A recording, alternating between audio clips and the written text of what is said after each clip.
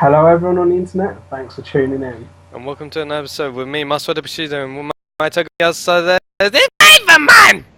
Kagayaku Sazer X. That sounded more gay than I feared. It sounded, I'm pretty sure I did that wrong. Anyway, so seeing as I'm hype as always, welcome to another edition of Toku Talk with me, Flayvaman, and the boy that is Kamen Rider Bushido. And I think, just to mix it up, seeing as we are always talking about the latest in Toku news, what the latest episodes and stuff we've been watching from days past, let's kick off with a current series of Kamen Rider Ghost. Right, Ghost. Where to begin? So we've seen Ryoma, we've seen Goemon, we've seen Houdini. So these are the last three forms literally over the last 4 or so episodes. I think they've pretty much introduced a new form every other episode. Yeah, and there's still more to be revealed. Yeah, and so the next episode we're going to be seeing who's going to be Necron, and then, or there will be a Necron anyways. Do you know who? No, and I'd rather not know yet. And secondly... Wait a minute. I'm not. If you didn't spot, then fine. But because I knew I spotted stuff. Anyway, so those who know who Necron is one second. What I find is this is now... It's almost like a Pokemon style. It's like the first half is Oh god. 1 second, thanks. Yeah, it's like the first half is you're finding all 15... Trying to find all 15 of these icons and whatever, and then the second half is pretty much like you have to make a bond with all 15 of your icons. I thought that was quite funky actually, the way in the last episode where Houdini was revealed. Was it? Yeah, was it the same episode? Yeah, and you see him going into Musashi. Yes, he goes actually into Musashi. With Musashi. But I thought it was weird. The first Ryuma episode where Ryuma possesses a person. It's like, oh, you're going into sort of Kamen Rider Deno territory with that. But I think that was very. It's a flashback. No, not flashback. It's an Easter egg, if you will. And secondly, I like that because even I've noticed several Easter eggs already. But I like that because it's different to rather than like someone being possessed and then you obtain it by doing your magic circle thing over their item or whatever. There was a Fours Easter egg and there was another one. The Fours one was an obvious one when Ryoma, when he goes into Ryoma form and he goes into space, and then that was blatant. There was another one and I did spot it, but I can't remember off the top of my head what it was. Never mind. But alright, talking about the episodes in order. So we had the 2-parter for Ryuma. I actually liked that father-son story. I liked it. I thought it was interesting. It hit me here, man. So you had that episode, and that was revealing again. That revealed the Ryuma form, which it looked alright. I mean, this is it. But then that also introduced the sunglass slasher properly this time, and then I'm like introduced the sunglass blaster or something. Blaster, as well as the slasher, as well as using it properly, and then I'm like... But what do you make of the whole him having to bond with the 15? Because it's going to take long enough just for him to get them all over. See, this is why I'm talking like it's like Pokemon. It's like it's so fucking tedious. It's going to be like, okay, you gotta catch them all, and then you have to make friends with them all, and then I'm like, oh, bloody hell. When you bring up the Pokemon comparison, it's like, he didn't, he made friends with his Pikachu, but it's sort of like the way he bonded with the others was variable. Whereas this is, to be fair, it's only 15. No, and but do you see where I'm going with it, though? Friends, but he's got to associate. Obviously they use the term bond, but I think it's more of an association, like the way he associated with Ryuma and kinship. Making that making that pact with the father and son. A pact, I'll give you a pact. It's not like, I love you, Pikachu. It's not like that. I still think it's like a fucking Pokemon thing. Anyway, me and personally, then hang on. Mm, Here's the thing. Just straight off the bat, I would say I did not really. I was not too fond of the Ryoma outfit. I'm sorry. I honestly prefer. I'm indifferent to it. Yeah, but okay. I think Goemon worked better with the boost token. No, you see again because I mentioned this last time. Yeah, I know the yellow was too vibrant. The neon was But I mean, between the two, appearance one, between the two, I still prefer Goemon. Between the two, Houdini. I'm sorry, I was like, seriously, a motorcycle on the back of. Well, you know, look-wise, I mean, you know, you've gone straight into the Houdini episode now, but you know, look-wise, it was all right. I like the helmet for Spectre, yeah, because he's got the padlock in the middle and stuff. I thought that was interesting. But the story for Houdini was poor. Agreed. It was half cut. You know, I'm not entirely sure how, you know, nothing he did associated with Houdini, but he still managed to get the power of anyway. Yeah, I mean, granted, like, we talk about the whole. What did he do? He was fighting with his bike or something, and then he was trapped in rocks. Yeah. You know, I mean, he didn't actually do anything. He just, you know, he got battered about a bit, and then all of a sudden, Houdini spirit decides to bond with Spectre. You know, I mean, I don't know. They just didn't develop the story properly at all for that. It's like, come on, guys, put some effort in. I mean, I completely agree. I mean, we talked about the whole training aspect during our when was it? Gecko Ranger? Well, I can't remember when it was, but we're talking about. I remember talking about the training aspect. And this is a fine example of how it should not have been done, really, of the whole training thing and blah blah blah. Yeah, I mean, you mentioned the whole training thing because again, I know what Showa Rider fans say is how riders would have to go through some sort of peril, learn some sort of proper lesson, and then they get like a power up to use in their real urgent time of needs. But like, you know, he's like, take Ghost for example, Takeru. He's, you know, all right, he's doing this thing with Musashi form, but he's not actually transforming back into Musashi. He doesn't need it anymore. You know, like he's getting his latest power ups. He's not using the older ones. I mean, he used Newton during the last episode, but that was about it briefly. But it's nice that he's reusing the oldies, though. Vaguely, like he vaguely used Newton. When was the last time he used Musashi? Bearing in mind, don't forget, we did see him use Edison a couple of episodes ago as well. No, that's it. I don't remember him using this. Alright, anyway. So, in terms of upcoming, obviously we know, well, you either know about Necrom or you don't. Yeah. But there's meant to be another sort of like power up form for Ghost though. See, for I think Ghost, I've seen it. I don't know about Ghost, but I saw on snippets that there's gonna be 2 add-ons already. Okay, for those that aren't aware, I follow something called J Fusion. I had a skim through. We both do. Yeah, we both do. There's already product list for Necron, but also 2 forms for Necron. Oh, okay. I'm wondering if I think I might have seen these, but go on. Now, for the names of them, I can't remember for the life of me, but honestly, they look absolutely question marks. Right. Like, one of them looks like a more white and green version of Necron as opposed to black and green, and the other one is, well, light brown. Imagine Billy the Kid, except instead of a cowboy hat it's a crown and it's a bit more lighter brown and white. No, I don't. That doesn't. I'm not kidding. Literally, so much product. No. Literally, imagine Billy the Kid, except with a giant-sized crown on your head. Yeah, I think that does. I don't know. I'm not sure whether I'm forcing myself to remember something I've not seen, but and yeah. With a pinwheel.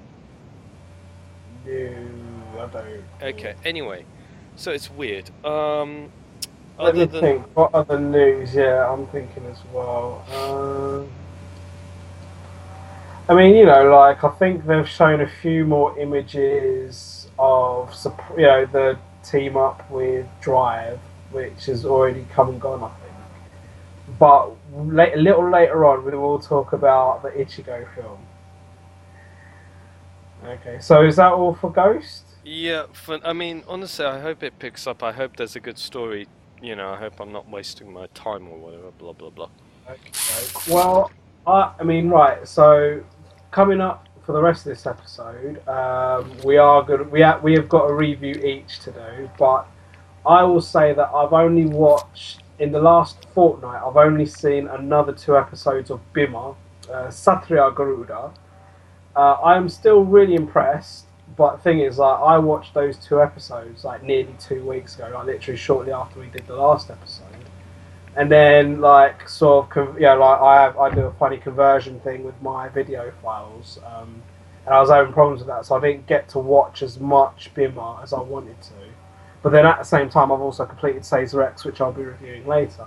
But BIMA, right, so even from watching episodes 3 and 4, the one thing that, you were asking me this last time is about if it's going to fall into like the whole Monster of the Week thing. Well, on one hand, it has now fallen into that. It's it's like episodes 3 and 4. They did like a story arc with like a cameraman and some random gooey monster flinging goo at people, which is kind of a bit Hurricane-ish to be fair. But again, I do like, again, I'm sort of feeling a bit bad about the whole Monster of the Week thing. I'm like, this series does not need to do Monster of the Week, but they're kind of doing it. And, but yeah, at the same time, you are seeing the character that plays Bima, and I've got the names this week. You've got the main character who plays Bima. His name's Ray. And, you really see Ray struggling with, I don't want to be a hero. I'm just a normal guy. I'm just a mechanic down the road. He is literally a mechanic in the series. And he works with his older brother, who's, right, he's Ray. Randy is his older brother. And, it's like they both run I think it's like a motorbike workshop or something. And then I can't remember, what's the sister's name? Ray, Randy, can't remember the girl's name. Rosie? But, no, shut up. But she's actually really pretty, I'm not gonna lie. She totally does it for me, and she really puts her art into her acting role. It's insane. Because if what I was talking about last time is how the extras really act really they're really vibrant in their acting. Again, even in episodes 3 and 4, like you've got the guy, you've got this 2 episode arc with this cameraman guy. And yeah, again, it's like as soon as a monster appears, you literally see the extras just running for their lives, screaming their head off. I mean, because I'll tell you what, because like where I finished Sazer X literally yesterday, and I watched the film today. I was sort of like doing a little comparison in my head, so I was looking out for the extras. And actually, even when I was watching Ninninger, I did the same. And it's like, the thing is, you don't really see them give the extras that much screen time for them to act out terror or being terrified. But in BIMA, they do, and it's insane. You literally see them petrified. And again, with BIMA, there is a sense of realism because, and again, where I was sorting out the videos, I saw clips of episodes I've already seen. Like, when there's a problem in any Toku, you see them sort of like working it out. But the funny thing about BIMA is where this guy is just a normal guy, like, again, when it came to like fighting this monster, he went home, it was night time, he was in his like boxer shorts and t-shirts, Googling, he was on Google, he was on his laptop, just trying to find answers to the problem on the internet and how to beat this monster. And then it's like his sister walks in and they just have like a casual conversation. There's a lot of casual conversation pieces in this. And you know, on one hand, it's like, all right, it's feeling a bit sort of drama, soap opera-ish, but it adds like a sense of realism. So it's not like, you know, like take for example Bokenja, where they've got that fancy bass and you know that little Mr. Head thing, Mr. Voice gives, you know, like helps them in their research sort of. You know, this is all very nice and sophisticated, but this is a guy who's just had a rock shoved into his chest.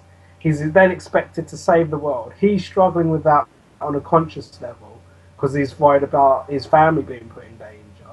And then, you know, he's asked, you know, he's then required to fight a monster which he doesn't know anything about. So he hits the internet researching an answer.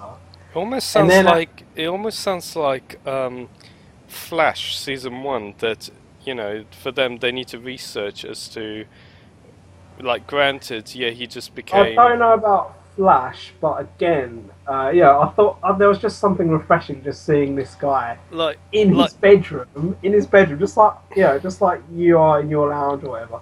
You know, like there's all these, you know, because like he lives with his brother and sister. But there is one thing you know, again, I'm not too sure on the continuity because they are his brother and sister. But there's a thing going on where, like in episode 1, you see a flashback to his parents being killed in a fire. So I'm not entirely sure how things worked out for him from the childhood flashbacks to him being in a house with his brother and sister. And there's some old guy in there, but it can't be his father, but I don't know who it is.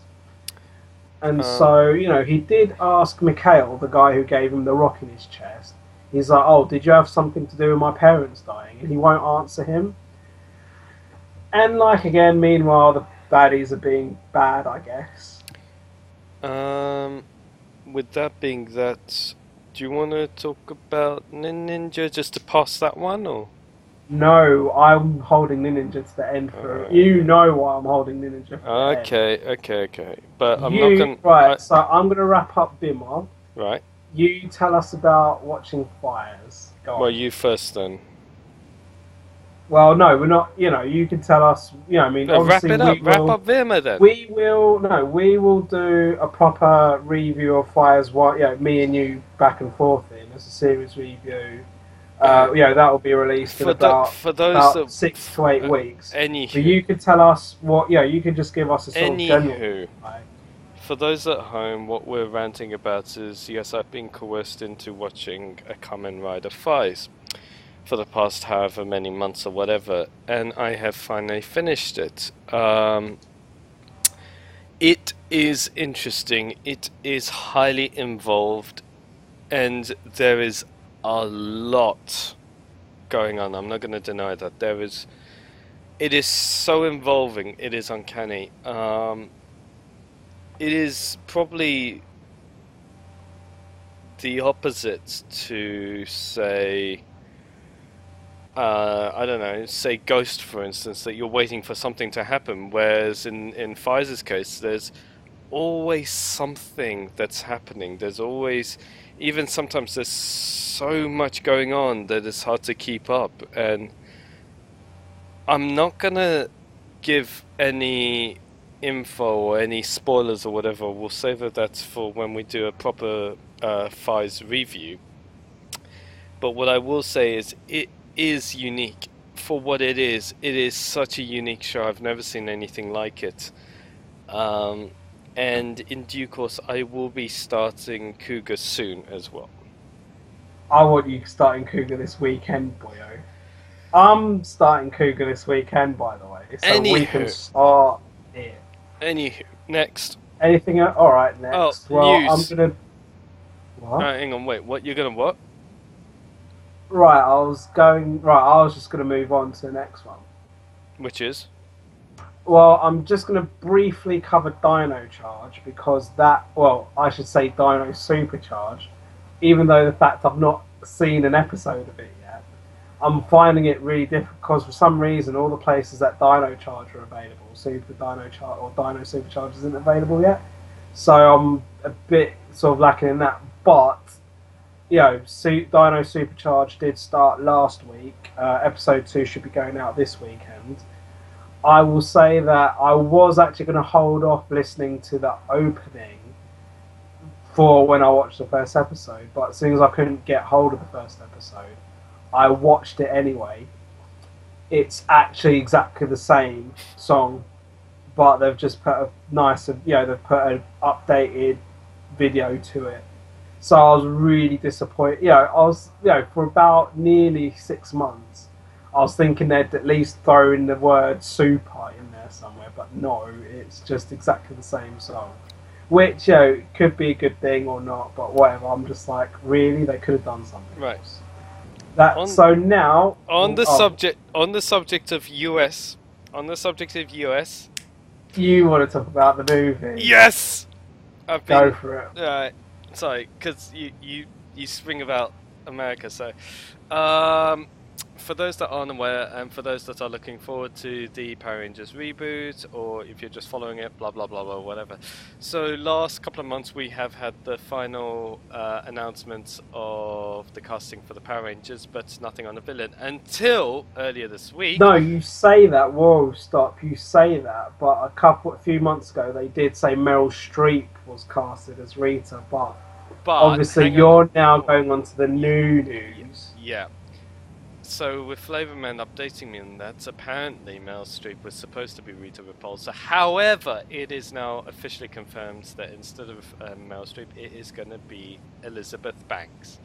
The very person that played Elfie from Hunger Games, who also coincidentally, the Hunger Games is part of Lionsgate, who's also doing this Power Ranger reboot, as well as she also plays... Actually, that's pretty good. Well done for that connection. That's pretty good. Well done.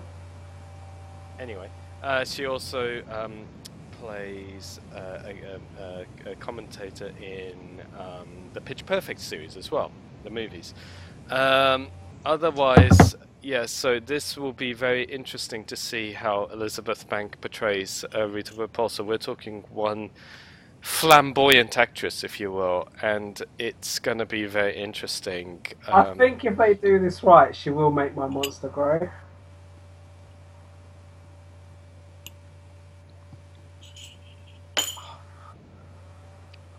That...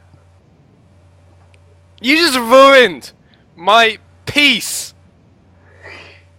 How is this your piece? You don't even show interest in Power Rangers, man. No, I meant... You just ruined that. You just ruined that. On a different note. Okay, for everyone else at home, besides Flayvaman thinking about his libido all the time, for everyone else, shut up. Anyway, for everyone else at home, what do you all think about Elizabeth Banks being portrayed as Rita Repulsa? Do comment thingy, type below. I would love to know what you think, because douchebag over there does not know anything about Elizabeth Banks, so he does not even get a say in it. Anyway. Are we moving on? Right. Well, you made it. Right, let's talk about the fact that this year is superhero year, or whatever the hell they're doing in Japan for this. Basically, they have announced that they are going to be doing several superhero projects, with the first being an official Kamen Rider Ichigo movie. Right, we're not talking your standard... No, this isn't including the standard, like, Tokyuja versus Ninninger or anything like that. This is I think those are included in some way, shape or form, I'd assume, because it's all part of the Toho project. Because I've seen an image. I've seen an image of Ghost I think we've all seen this really horrendous image. Because when I first heard what they were doing with Ichigo, I think not just myself, but a few people assumed that they were I think I might have even mentioned it on this show, that they were going to do something similar to like making Takeshi Hongo into like Kamen Rider the First. But no, forget that. He's just got some massive power up that just bulks the shit out of him. And it looks horrible. I don't know why Toei are shitting on their own legacy. And I've said, I've been, pretty much everyone I've discussed this with in the forum, has said it looks awful. And I'm just like, why are Toei shitting on their legacy by doing this? But, I don't know whether it's just a temporary thing or how it's going to work story-wise. if they have half a brain, it will just be something just for this film, then it goes away. Because they've done that plenty of times in Toei history, right? Where they just bring stuff and then it disappears. You know why? Like Kamen Rider the First, which no, wouldn't have been a bad thing, but what are you going to do? You know why they bulked it up, right? Because it's popularity. They like all the beef. If they were going to do like a Kamen Rider Ichigo film with just a general new story, like the fact that we know that the villain is Nova Shocker, fine, but you don't but for something you don't like, change the suit because the suit is iconic. Again, I think it would have been borderline acceptable if they'd gone the whole Kamen Rider the First route. But that's not what they're doing. They are giving a guy from 1971 who's also, it was sort of null enough when he first appeared in whichever film he appeared in first for Tyson. But this, as far as I can make, because at first I thought this was actually the Tyson film. As far as I can actually work out from this whole superhero project revelation, this isn't part of that Tyson line. This is just superhero project year, and this is the first, which is Kamen Rider the First Ichigo. It looks awful. I don't know why they're doing it. Alright, do something to commemorate Ichigo if you really want, but okay, so for everyone, so basically for those that are interested as to what Flayvaman's on about, this is basically like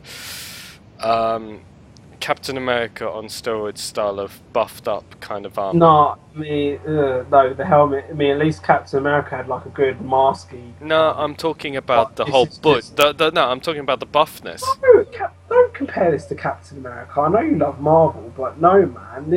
Captain America looks fine. Don't touch Captain America. Okay, the Thing. How about? This looks yuck. It looks yuck. His body looks yuck. His helmet yuck. Alright, steady on. See, I actually don't mind the colour proportion between the green and black though, that's the thing. Oh, what? No. Alright, if you're going to go that route, yeah, it's an okay shade of green. You really don't want me to bother going on about this, do you? No. Well, if you want. No, you don't want my opinion. You can talk you don't want my opinion. Go on. I really? think it's just yuck. But you this can is tell the me thing. your... I think it's an interesting. On one hand, I agree that they shouldn't have tampered with a legacy and such. That an iconic item. On another hand, if this is an independent thing that they're rebooting like they did... I really hope as how this is non-canon. Can you just let me finish? Oh. Yeah. I really hope that... like what they did with Kamen Rider the First and the Next is they literally just tinkered with it slightly and gave it a slight modernized look, which I completely loved. With this though, this is literally like injecting steroids to that Kamen Rider First / Next or whatever you want to call it, and literally he looks so bulked out, it is ridiculous. This is steroids upon protein shakes and whatever, mocha shakes or whatever he's been taking. You do mocha shakes. Yeah, I know.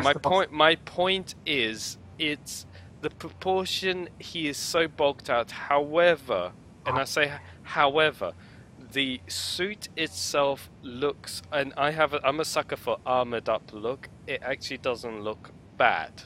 Oh. But he does look way too hench. If it is the same actor, that 70-year-old actor, whoever it is in there. It's insane, yeah. Same guy who played that throws it off then. Because he's also the same guy that played R0 in the Tamika Hero series, ironically. But, I just hope for the love of God this is non-canon. I really hope this is non-canon. I just hope they're just... What do you mean by non-canon? As in, I don't expect to see this shitty form next year. See, if they brought back the First / the Next, that would have made more sense, because at least it has some... Again, and it would have made that canon, because from what it seems that the First and the Next is just non-canon. What do you mean by non-canon? As in... Like, it's not those were one-offs.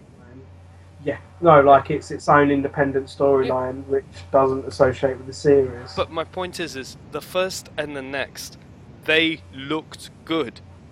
they looked really, really good. They looked what a modernized rider should be. But now they're giving this 70, as you rightly said, I didn't know it was going to be the actual original actor. Yeah, the same original actor. He's coming back again, him third time, I think. Anyway, just go on, next. Right, so I'm going to talk about some fan fiction just before I review Sazer X. So I'm basically doing 2 reviews in a row now. Oh my goodness! Look at you. No, but this is just like 2 fan films I watched. You may or may not have seen them. They're both done by Zordon Fan Films. And they basically released 2 films. I'm not sure which one came first or which year they did these in. I think it was 14 and 15 respectively. But they did 2 films. One was called Teenagers with Attitude. I've heard that. And then they did a prequel called Zordon of Eltar. Isn't the Teenagers with Attitude the one where all the kids were in detention and then all of a sudden around them? Yeah. Right. Now, look. Now, the thing is, I actually didn't know about the Teenagers with Attitude film because I'd heard of Zordon of Eltar. I think it must have been last year. And it looked, like the images looked really good. And I've had it like in the back of my mind, I've got to watch this at some point. And then I think I was just randomly going through my YouTube history and it appeared. I'm like, right, I'm watching this right now. So I watched Zordon of Eltar about, I think it must have been end of last week. And holy shit, it's actually pretty good. Now, when it comes to story, there's so much going on. It's basically, you've basically got Rita Repulsa trying to revive the Dragon Empire, which again might not make sense, but the thing about the writing for Zordon of Eltar is these guys must be really hardcore Power Ranger fans because they literally get it, they almost make Power Rangers sci-fi in that they bring back every single alien race that's ever appeared from right up until SPD, and they make Mask Rider references and goodness knows what else references. And, my memory of the old 90s PR is very limited. But even I'm just like, oh my god, they're bringing back, that's the guy, they brought back this jellyfish that's in charge of the alien rangers and stuff. It's insane. And, the Emperor from Lost Galaxy and shit like this. And they really go hardcore on the storyline. And then it's all about Rita Repulsa. And, they kind of give it a different look. So it's not how... And this is it, my brother walked in on me watching this film. And I'm like, this is a fan film. The sets on this film are absolutely amazing, especially for a fan film. CG... And, they reimagined Dragon Zord. And I don't know, because they've given it a slightly slimmer look to how we know Dragon Zord to look. And, they CGI the hell out of it. And I think it actually looks pretty good. And, you see Dragon Zord being controlled by Rita Repulsa, and Rita's got the dragon dagger. And, and then you sort of see her being put in... they sort of reimagine the space dumpster as a sort of can, which does appear in Teenagers with Attitude. And then you see Zordon become this big head thing. Because for most of the film, he is actually some ninja guy. And, Alpha's some hot chick. And then, Alpha sort of, he goes into battle. She goes into, Alpha's a female in this. And, she goes into battle in that. And then, what happened to Zordon at the end? Something happened to Zordon at the end because he had a battle with Rita, and then he just is like he's dead, and then he goes because Saba's in this as well, like the White Ranger sword thing, but he's just like this floating robot thing, and it's like, oh no, Zordon's dead. What are we gonna do? Oh, let's take him to the command center thing, and then they just blow him up as a massive head. And you do see that head in Teenagers with Attitude. Now, Teenagers with Attitude, you're spot on. This is right. Let me see if I can. No, hang on a minute. This is basically a build-up to before Zordon actually tells Alpha to get 6 teenagers with attitude to save the world. No. Kind of, because the way I remember it is. So you see teenagers with attitude? I believe so, because this is where you have 6 kids in detention. No, that's it. It's only the 5. And the 5. Sorry, my bad. 5 of them, and then they're basically hang on a minute. And then they're basically interacting with them and so on and so forth. How you get in, how did you get here, so on and so forth. So you have a backstory of each one, how they got into detention, their characteristics. It's really some hot transfer student, by the way. Anyway, carry on. And then this is basically, and then all of a sudden the whole school starts, it goes into like, starts earthquaking or whatever. And then you go outside and you see all, the whole Angel Grove is under siege and whatever. And then that's where it ends, which I find is like it's like a prologue to season 1 of Power Rangers, pretty much. It's like yeah, you kind of spot on. They've totally reimagined the characters. So Kimberly's a geek, Trini's some rebel transfer student. The black guy is actually Jason. And Jason and Zach are both like American football players. Oh yeah. And Billy, Billy wasn't the geek. That's the thing. Kimberly was the geek, and Billy was kind of like, I don't know, what was Billy exactly? I don't know. Billy. A science nerd? No. He wasn't the nerd. Kimberly was the nerd. I don't know. Billy was just some random, I think. Anyway, no. And like at first, I don't know. I mean, bearing in mind, Zordon and Artos are really sort of intensely hardcore written film. I'm pretty sure that this was written after, but literally, Teenagers with Attitude was literally, it was like Teenagers with Attitude. No, it wasn't even that. It was, no, but I actually found it interesting. Had a bit of attitude. But I think this is a. When you actually see the end, the fact that this is literally when you figure out that this is like a prologue to actual Power Rangers, I actually found it interesting. I mean, it's a case of they spend like the first, bear in mind this is only like a 25-minute film. They spend about 15 minutes of it going in and out of the principal's office. Then they're in the detention room, and then they're while the earthquake's going on, they're working their way out of the school. It's like, is this school a labyrinth? And then and then when they get outside, they come across like power coins or something, and then you see them just about to morph, but then it cuts. Yeah. But the thing is, I mean, I'm not promoting. Well, technically, I am promoting them, but they are supposed to be doing they want to do a sequel to Teenagers with Attitude, but they were this is all done by Kickstarter, by the way. This is a Kickstarter project, and apparently they do want to do a second. But I'm not. But the last I heard is that they were indefinitely suspended. So, again, just 2 fan films I thought I'd mention in my Ickle show. Mm-hmm. Well, our Ickle show rather, and it was insane. What else? And I'm done on that, and I'm going to review Sazer X now. Oh no. Yes, well, this is it. I have finally finished this damn series. I'm going to try and review it as best as I can. Right, the short version, good or crap? I'll try. Right, well, the short version, it's really bad. Okay, cool. Let's move on then. No, man. Well, look, because, there were positives, mainly the last 2 episodes. when it came to Grand Sazer, it was a good finish, bad end. Justy Riser, bad beginning, good end. This was pretty much all bad. Just the finale was actually all right. It was semi-decent. I'll be honest, I didn't like the suits to begin with, but I kind of warmed to them, so there was that. But things like the choreography, it just went downhill. It didn't get any better. It actually got worse, in my opinion.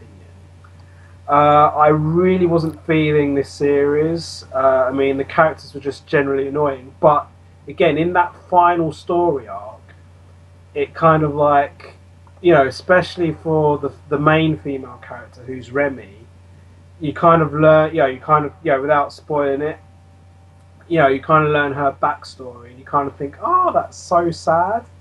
So they did actually do a semi-decent ending for this entire saga. The only character I vaguely liked was Takuto, who's the main hero of present-day 2005. I mean, I liked Robert Baldwin's character. He was quite funny.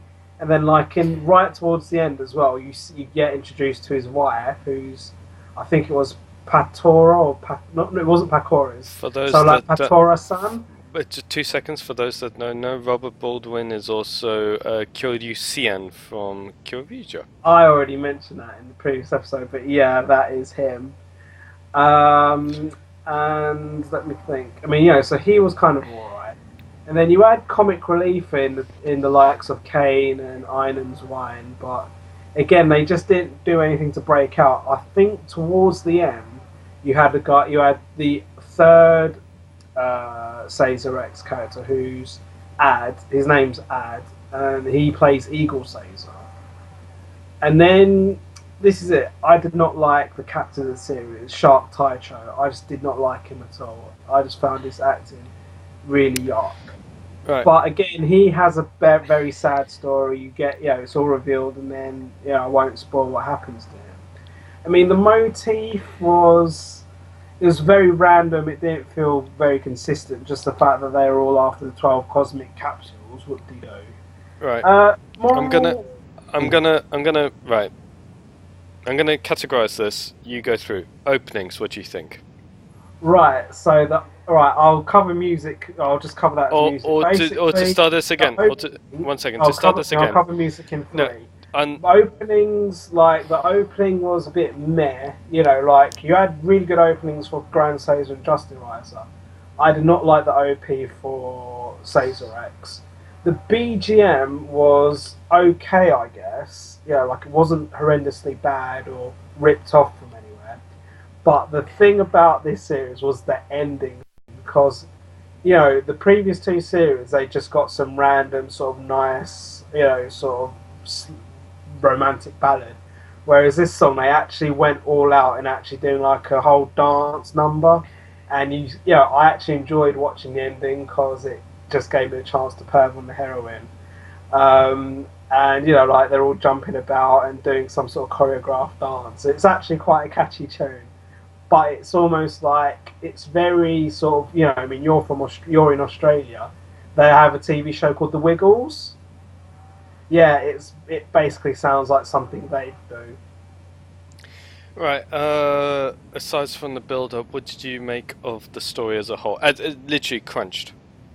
Well, again, just for 35 episodes, it was just goddamn awful and just seemed bland. But then it all kind of makes sense towards the end. They really rounded off this series really well.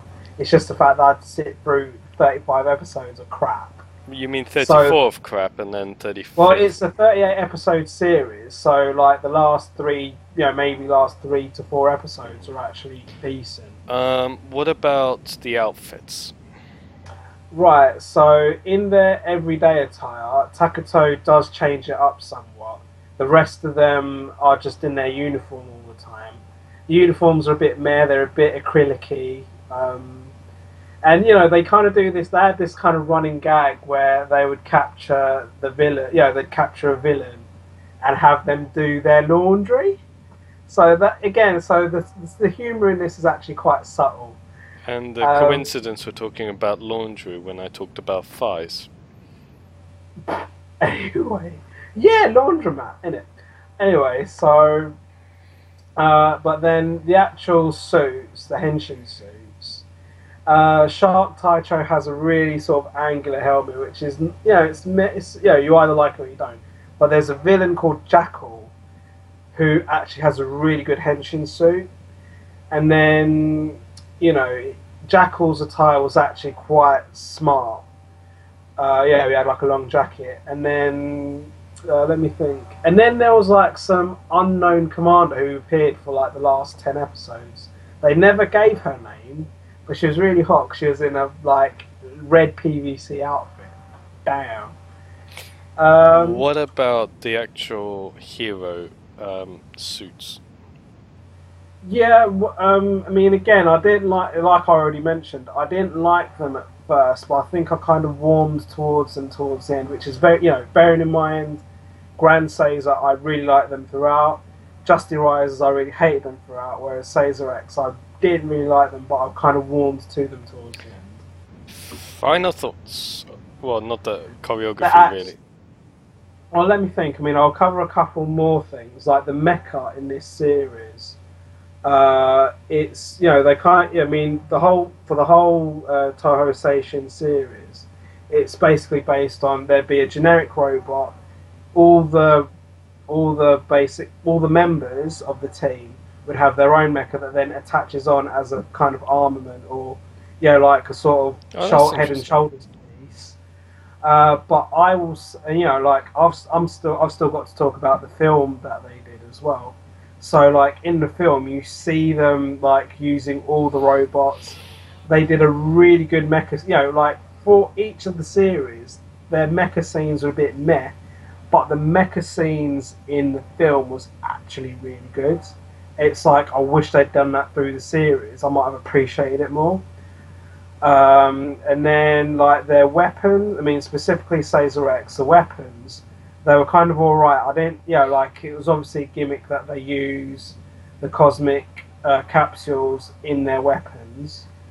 Like you had Lyo Sazer with the sword, you had Eagle Sazer with the gun, and Beetle Sazer, I forget. Anyway, they didn't have, this series is, the Toho Seishin series didn't do power-ups as such.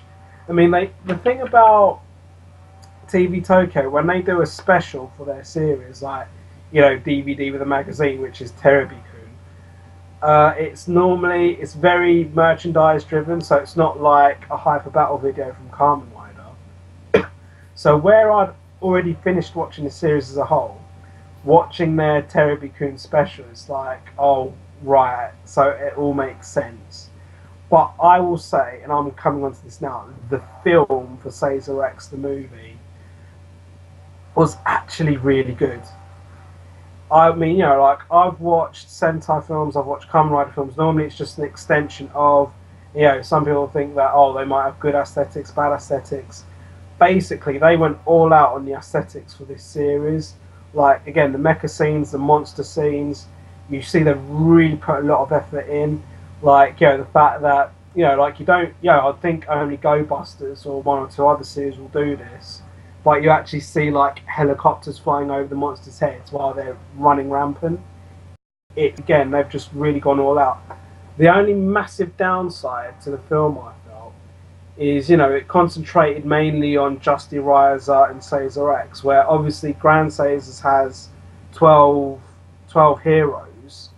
They basically really cheated it at the end. It's all, I mean, the thing is, and I know I've mentioned this about Sazer X before, but I reckon Go Kaija took a lot of ideas from Sazer X, and at first, when I first started watching Sazer X, I mentioned that, they've got space pirates in here, which, had a lot of, Gil Summer and a few other bits about them being actual space pirates. But watching the film, you see them in, spaceships shaped like ships. You see them, you see, like, you've got about, how many is that, 18 characters, 18 heroes fighting an all-out war against a massive army. You then see, and then they do have this massive monster where they get, like, all the mechs to fight, and it's a really good, it's like 2 or 3 really good scenes. And I'm almost feeling like, oh my god, this feels so much like Go Kaija, but this predates Go Kaija by about 6 years. And even if someone, anyone who's been following me would know that I've really suffered watching Sazer X. But watching the film, I was actually stunned. It's actually really good. I mean, it's not perfect. There were a couple of plot holes, especially by the fact that they only really did Grand Sazers in like 5 to 10 minutes. Question. Where... No, I was going to say, sorry to cut that one. But I was gonna say, to crunch it, your final thought would be like basically the whole story as a concept is slow as, but then it does round off nicely in the last three. It does. Yeah. Would you, now bearing in mind for someone like me who hasn't seen any of the 3 series or any of it, would you recommend this as a standalone, and or B to someone who is actually? This is it. You could like Justy Wiser's, I would have said watch Grand Sazer first, whereas Sazer X, you could easily watch this on its own, but I wouldn't recommend this series at all. I mean, the film, go watch the film. It's insane. It's got good, like, I think for all 3 series, their locations are pretty generic, but the locations they use in the film on its own, I mean, it's pretty much the same stuff, but it just looks so much glossier in the film. Like, you do get to see the garage that, that Takuto's family work in a bit more. You kind of see, and this is it, like, the heroes from Justy Wiser. It's really weird, because in the series, they spend most of their time apart from the 2 high school kids. But in this film, they're just walking around together as casual as. It's a bit weird. And they've got like a few scenes. Like, there's this kid that's like a spy for the 3 Shogun, and so he's being shown around. So they've really gone out in what they show him. Like, there's quite a few scenes that I'm not gonna lie, it just feels like Gokai just ripped this whole series off, because there's a lot of scenes like. If you remember the scene where Gokai Silver gets his powers from Dragon Ranger, Abare Killer, and one of the Time Rangers, I think. Time Fire. Right. They've got a set similar to that in this film, which was done in 2005. It's insane. I'm pretty sure Toei have seen this series in full and have taken a lot of their ideas. Right. I think I will round that off, and that is me finishing the Toho Seishin series after 4 or 5 months. Anyway, on that note though, because you finished the Toho Seishin whatever series, are you starting something else though? Yes, we are starting Cougar, and I will be trying. I will actually restart watching BIMA. I'm actually going to go back to episode 1, even though I'm only 4 episodes in. I just want to watch it properly and get everything correct, because it's a really good series. All right. So I'm going to be watching BIMA and Cougar for the next month at least. That said, right now the long-awaited anticipation. Click, click, knuckles, knuckles. Yeah. We shall hopefully be reviewing the series in full next week. Right, I am not saying anything in regards to spoilers or whatever, because I literally... I actually agree with you. I was thinking, us talking about the penultimate episode. No. A lot happens. No, I mean, I'm only going to talk about feels. Okay, let me put it this way. When I got your text saying, dude, watch it, I was like, I thought you were insinuating just watch it quickly because we need to review on this. I was really... But I will say, this is probably the most engrossing episode I have ever seen in a Sentai in a long time. I'm actually going to stamp that. I'm going to jump... right, I want you to hold those thoughts, because we've jumped straight to the penultimate, but we've not talked about how the 3, the 2, right. So, father and grandfather come into this. Alright, let me put it this way then. I actually like the concept that you got 3 generations of Red Rangers. Like, granted, they have their own sash colours, so they have a little differentiation. Like, you got gold for the grandfather, silver for his son, and then, like, standard for his son. Which actually I like. I like that concept. I love the way that they all, or somehow... What did you think of the final... Because, before they revealed that, what did you think of the final ninja test that Takaharu had to fight through? interesting. I actually found it interesting that it was almost like a no-win situation, almost like the. But I liked how he kind of stood for all his cousins and sister, and then they all got dismissed. But you know, the penultimate episode does imply that actually he knew that was going to happen. Yeah. It's like, okay. So it was pretty much like the in the Star Trek. And then they had a really, you know, like before the penultimate episode, like the third to last episode. Dude. There was a really what? Didn't it feel like in that so-called test, because it was a no-win situation, like it was the what was that test that Spock gives Kirk in the movie?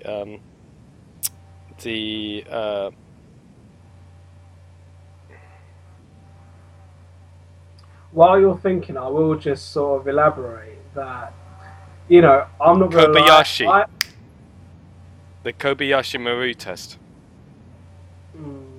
Basically, I've seen the Star Trek films. I don't know what you're talking about, though. No. In the JJ one, at least, Spock creates this test that is almost like a no-win scenario, but it sort of tests on fear.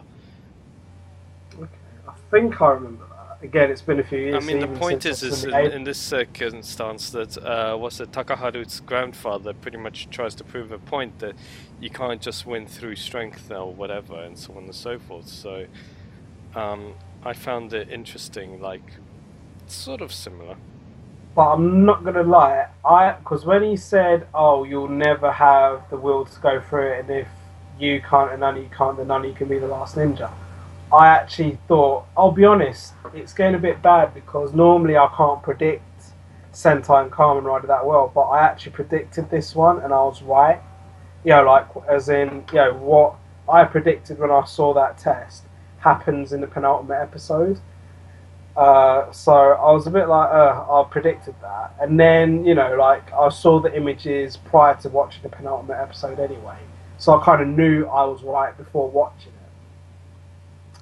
But then so the third to last episode, which was not last week but the week before, you see, I can't remember his name, the grandfather, having a massive fight with Kiboni, Gengetsu. You know, the CGI in that was insane. It was a hellish all-out battle. And then just the way they ended in the penultimate episode, there was a lot of feels, man. I was really emotional watching this, and I'm not, you know, I'm going all out on this and saying, as far as I can remember, this has to be the best penultimate episode I've seen. Yeah, I mean, there's a lot in that top list, but I'm actually going all out on this. I felt that. And I'll give you the felt that part. Don't get me wrong. I felt that. Yeah, I know. Same. Like, I'm not gonna give it. I don't know how it's gonna end next week when we review the series in full. See, as well. this is where I fear. This is where I fear that I think they threw everything into this one, and then all of a sudden I think it's gonna go. So you reckon the final finale is gonna bomb? I think because they threw a lot. Do you see what I mean? I can see where you're coming from. Like, they could have saved some of that for the finale.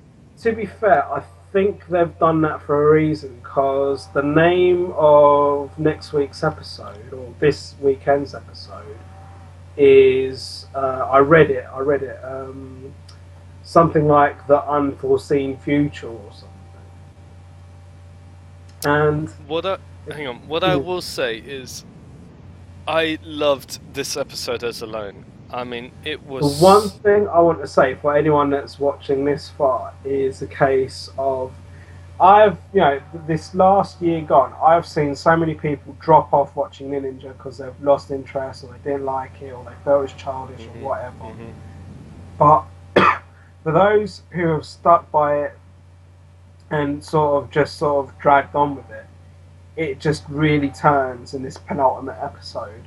There's just so many feels right now, man. I mean, because you watched it less than 2 hours ago. I watched it about 4 or 5 hours ago. The feels, man, the feels. aside from that, right. Oh, that's it, because there's no more Ninninger news, because we can end this episode by talking about Zyuohger.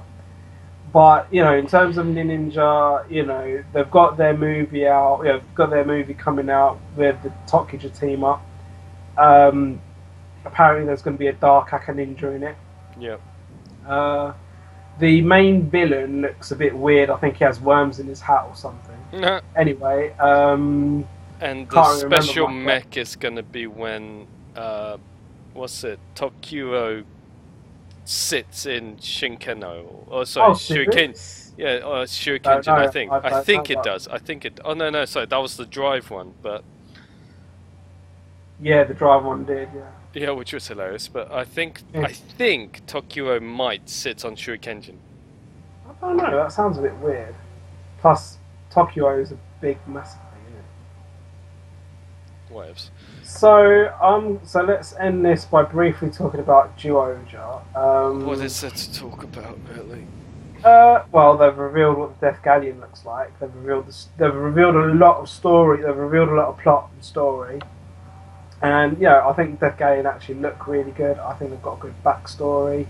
I think sum it up. Well, I think in comparison, rather, before summing it up, if you like the villains from Tokuja, then I think the villains, the Deathgalian, are going to be on a similar vein. Alright. And like, if you kind of think that the main hero storyline's really childish or whatever, then this will be a sort of good offset in terms of maturity. Story point was what series, without actually giving away too much of the actual story itself, can you compare this story style to another series that we've... Oh. Yeah. I mean, because even from what I read about the Zyuohger characters, it's very, you know, they're being very formulaic all over again. Because I think, no, if I'm honest, I think the way they've described Zyuohger, I think his name's Yamato or something. They're basically making him out to be a Geki Tyranno Ranger Mark II.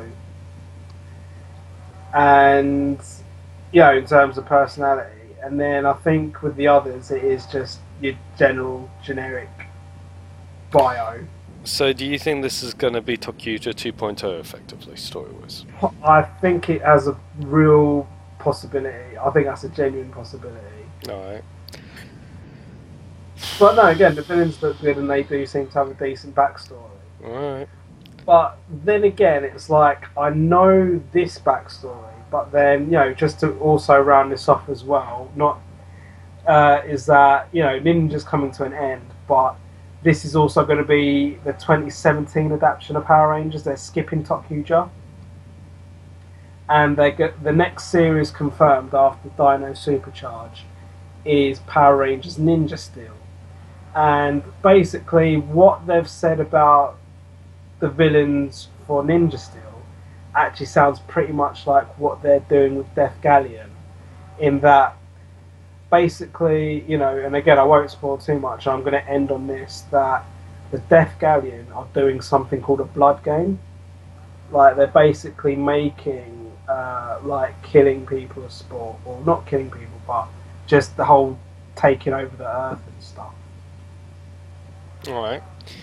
Well, with that, assuming Flayvaman is done. Cool. So that's been that, and as always, yeah, do like, comment, subscribe, whatever, with Flayvaman's fancy hairdo or whatever.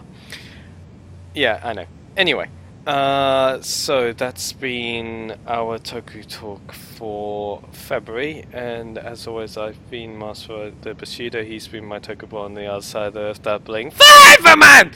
And as always, yeah, do catch us next time, and as always, Physicam! Physicam! See you next time.